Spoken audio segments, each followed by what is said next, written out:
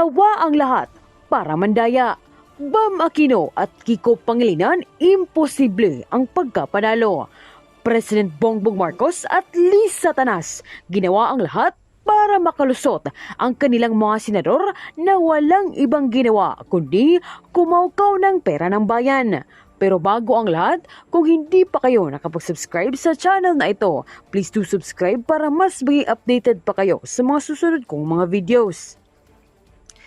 Imposible ang naging resulta ng eleksyong ito. Mga senador na kinamumuhian ng taong bayan naging number 2 at number 5. Bam Aquino at Kiko Pangilinan may ginawang kababalaghan. Matatandaang maraming hinaing ang taong bayan noong halalan dahil hindi magkatugma ang kanilang ibinoto sa inilabas na resibo. PBBM at Lisa Marcos, ginawa ang lahat para makalusot ang mga alipores nito. Nandan sa number top 5 I think si Kiko at saka si Bam. Hindi ka ba nagulat doon? Binilang ko lang. Anim na alyansa, dalawang dilaw. Alam naman natin yung dilaw nakipag-alyansa na kay Lisa Marcos. Nga si Lisa na magbibilang ng boto as enabled by the COMELEC of George Garcia. So, 8. Tapos binilang ko kay President Duterte, 3. Atos nandun si Amy Marcos sa number 12. Kulilat. Sabi ko, na. Yun na nga. 8-3-1. Maraming mga reports, di ba? Yun nga, yung na-heat stroke yung mga makina, yung hindi lumabas, yung tamang binoto nila dun sa voters receipt. There were many reports, di ba? Na hindi nagtutupad yung balota at yung voter receipt. Ano nga ba ito yung paliwanag ni George Garcia doon? Nakalimutan lang daw ng mga botante yung kanilang binoto.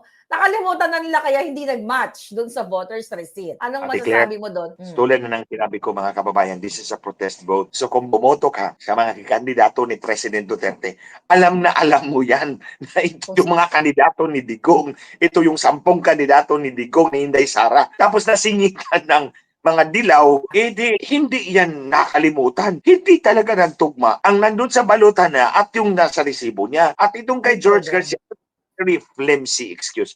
Wala yan sa logic.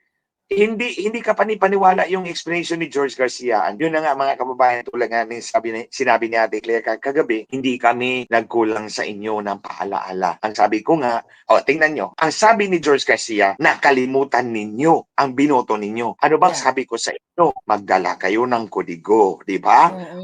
Kaya nakalusot yung wakwak na yan. Mga wakwak yan sila Lisa Marcos, si George Garcia, they belong to the same feather. Kaya nakalusot yung kanyang illogical na, insensical na sagot kasi wala tayong hawak na kodigo. Si Marcos nga, si Bangag nga. Hawak na kodigo. Bukod si Bangag sa sinabi ko. Tingnan nyo, may report dyan. Yung kahapon, bumoto si Bangag sa kanyang presinto at yung si Wakwak Lisa sa kabila palang school. Pagkatapos na bumoto ni Marcos, hindi pa siya bumoto, pinakita niya sa mga reporter na, meron nga akong listahan. Meron siyang listahan.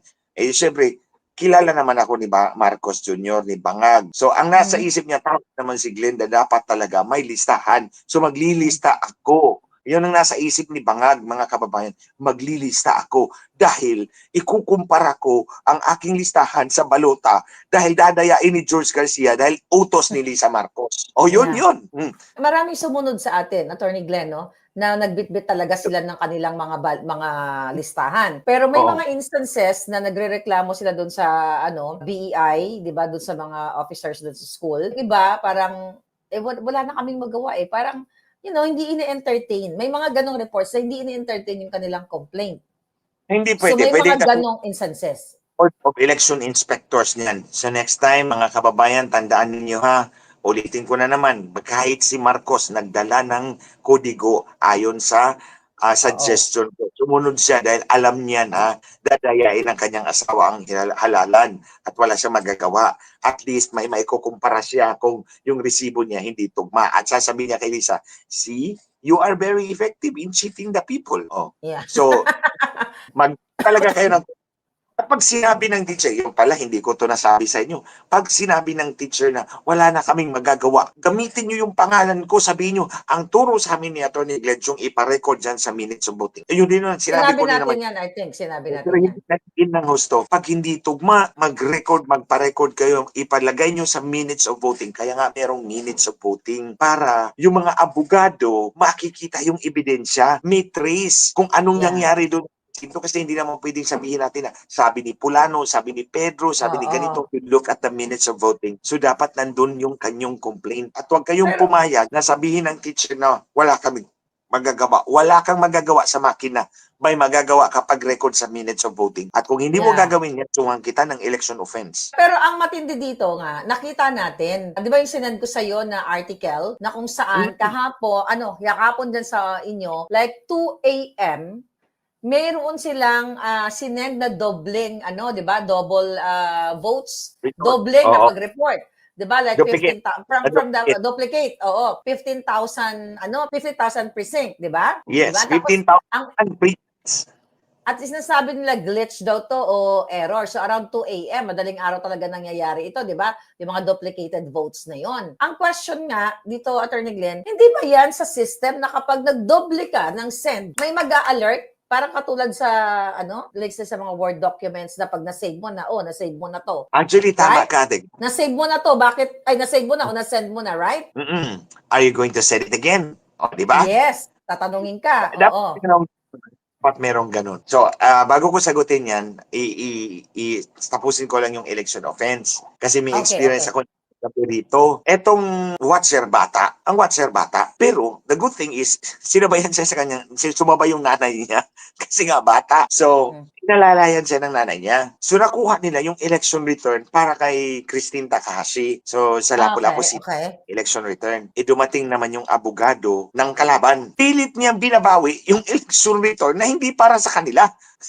Para sa kandidato na si Christine Takahashi yun. Hindi yun para sa ibang kandidato. Mayroon silang sarili na wala siguro. So ito, nagbabanta ang abogado. Pag hindi mo binigay yan, pabubuksan ko tong ballot box. Oh, ang ballot box yun na, tapos na-impake na, nasilyo na, maayos na, ready for transport back sa munisipyo. Nagtataka yung abogado, pag hindi mo binigay sa akin yung election return ninyo, ito pabubuksan ko to. Eh di tumawa, naghanap ng abogado yung nanay. So hanggang umabot akin. So sabi ko, tinawagan nanay, sabi ko sa nanay na, Nay, kaninong election return yan? Sabi niya, para sa poll watcher po ninyo, kay Christine Takahashi. Sa inyo ba talaga yan? Sabi niya, oo, inalalayan ko lang yung anak ko. Sabi ko, sige, huwag mong ibigay dyan sa abogado. Sabi niya, attorney, bubuksan daw niya yung ballot box. Pipilitin niya. Eh sinabi ko, sabihin mo ng abogado mo si Glenn Chong.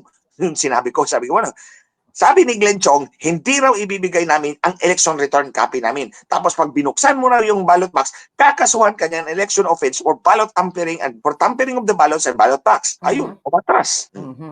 So, yun din mga kababayan. Turo ko sa inyo, kapag next time nang maghalalan tayo at ayaw i-record ng BEI, sabihin nyo, ang turo sa amin ni Glenn Chong ay ilista ninyo dyan sa minutes of voting ang aming reklamo. Kasi kung hindi, kakasuhan kayo ng election offense. Obligasyon ng ating mga guro yan. And for the teachers, ko naman, the most part of our teachers would want to comply. Pero siguro dahil mainit ka ang panahon, so overworked na rin sila. Alas 5 pa sila, alas 4 pa sila na nagsimula.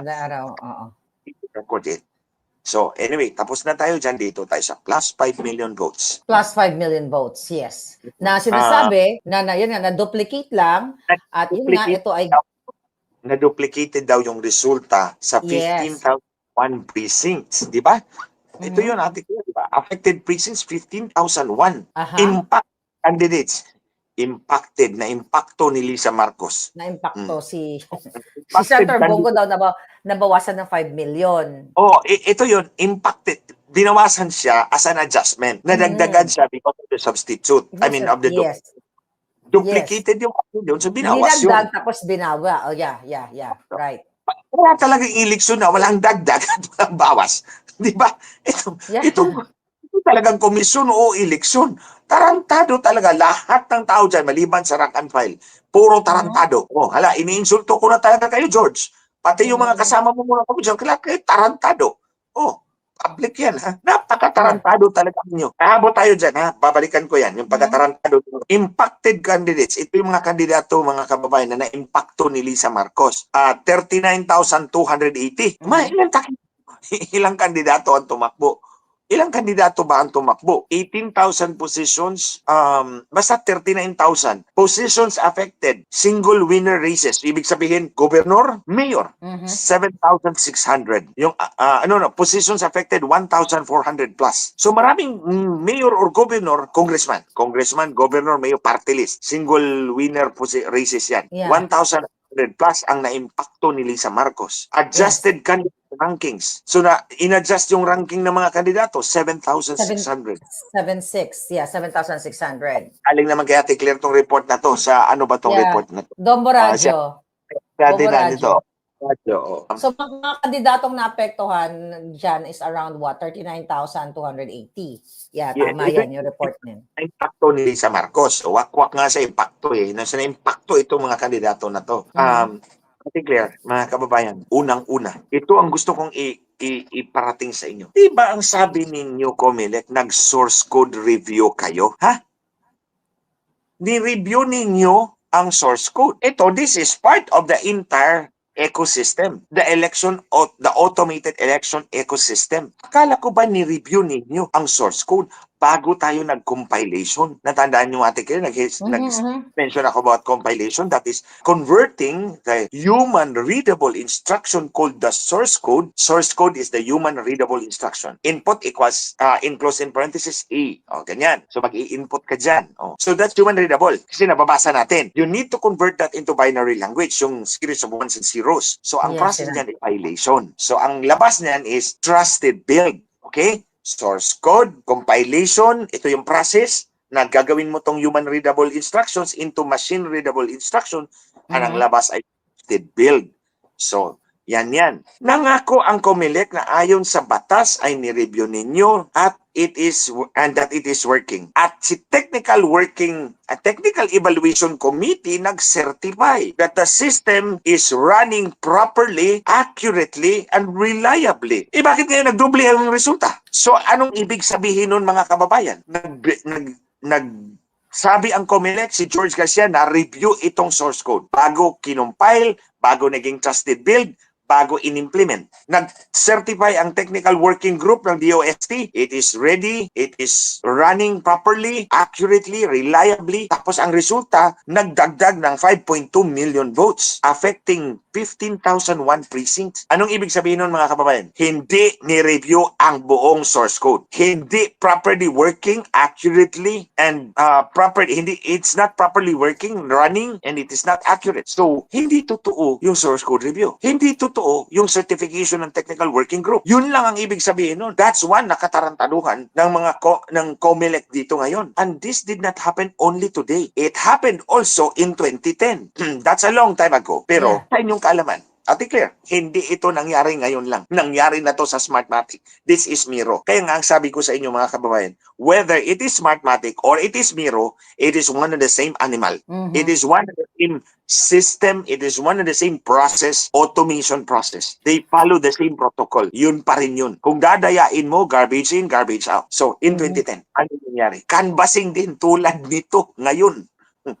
To give you a perspective, to give you a sense of history. 2010, nandun pa ako sa loob ng Kongreso. Congressman pa ako noon. Kasi my term ended June 30, 2010. So nag-canvassing kami towards the end of May. So nag-canvassing na kami. Presidential canvassing yun, di ba? Ang total number of registered voters in the Philippines was 51 million something. Okay? During the time. Nasa website yan ng Comelec, ha? Nasa website ng Comelec. Total number of registered voter, 51 million plus. Nung nag-canvassing ang Comelec sa central server nila, ang lumabas, total number of registered voter, 102 million na times 2. Ang 51 million naging 102 million. Sa Comelec server yan. Ang total number of registered voter naging 102 million. So nadagdagan ng 51 million ang registered voter na times 2. Nung magbukas ang canvassing system sa Kongreso, pagtingin ni Senator Juan Ponce Enrile, the total number of registered voters was 153 million na times 3. Hindi ito ngayon lang nangyari. Nangyari na rin ito noong 2010 pa. So, Smartmatic yun, ito Miro ngayon. So, anong ibig sabihin yan? Nagduble, it is possible, nagduble dahil they were attempting to, or ginalaw